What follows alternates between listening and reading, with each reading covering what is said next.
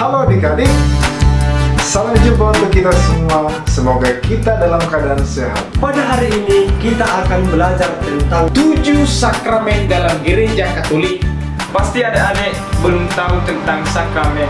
Jadi adik-adik, apa itu sakramen? Apa saja itu? Mari kita pelajari secara bersama. Semoga disimak dengan baik karena ini sangat bermanfaat.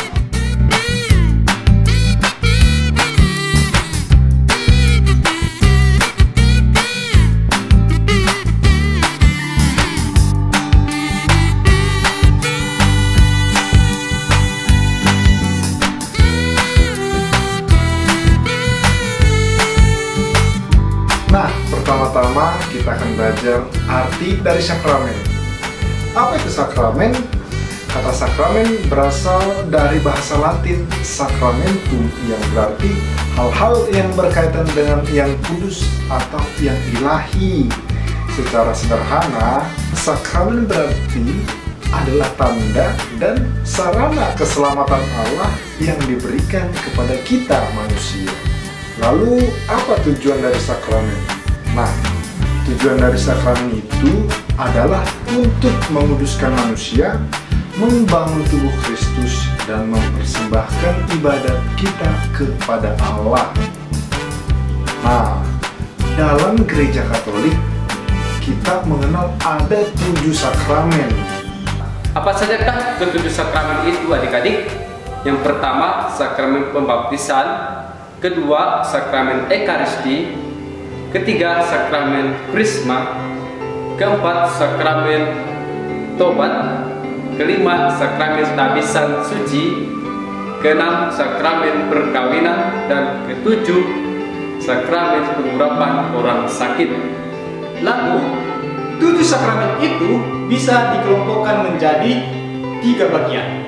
Bagian pertama adalah sakramen inisiasi, yaitu sakramen baptis, sakramen krisma, dan juga sakramen ekaristi. Kelompok yang kedua adalah sakramen pelayanan, yaitu sakramen tabisan suci dan juga sakramen perkawinan. Kelompok yang ketiga adalah sakramen penyembuhan, yaitu sakramen pertobatan atau sakramen pengampunan dosa dan juga sakramen pengurapan orang sakit. Dari ketujuh sakramen itu, sakramen Ekaristi adalah sakramen yang paling penting, yang utama, karena sakramen Ekaristi lah yang menjadi sumber dan puncak iman kita. Nah, adik-adik, ketujuh sakramen itu akan kita bahas satu persatu.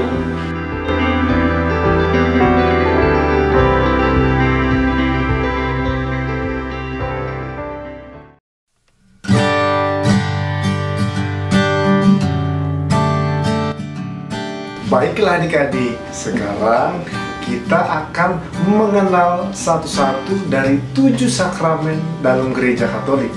Yang pertama, sakramen baptis.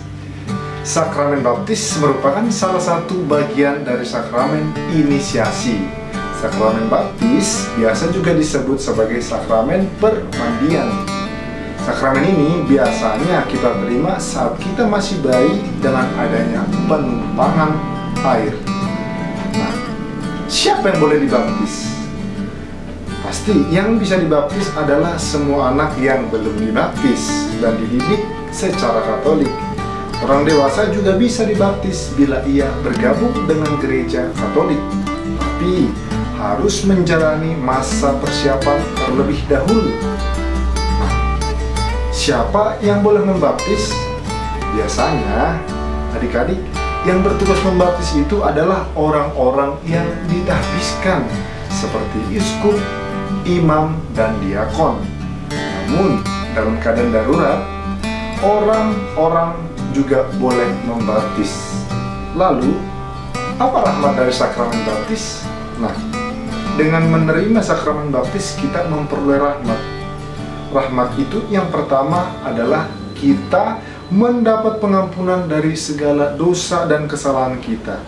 Yang kedua, kita diangkat menjadi anak-anak Allah.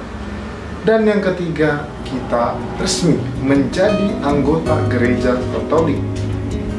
Dan rahmat-rahmat yang lain pun banyak. Bisa bisa ditemukan di kehidupan kita sehari-hari. Lalu, syarat sakramen baptis menjadi sah harus seperti apa?